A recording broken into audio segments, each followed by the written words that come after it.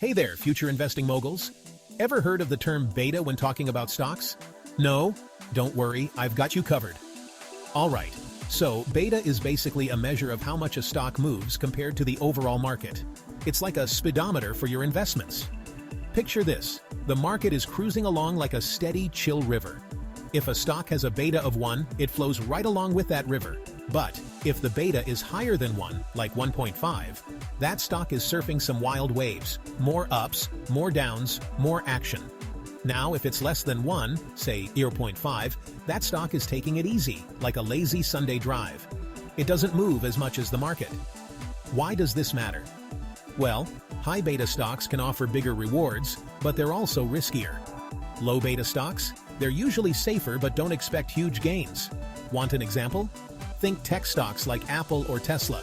They often have higher betas because they're more volatile. On the flip side, utility companies like Duke Energy? Low beta, steady and reliable. So how do you use beta?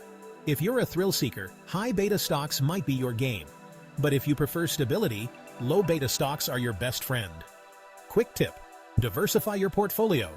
Mix high and low beta stocks to balance risk and reward. And there you have it. Beta in stock investing, explained in 2 minutes. Now go out there and make those smart investment moves. Don't forget to hit that like button and subscribe for more tips. Catch you next time.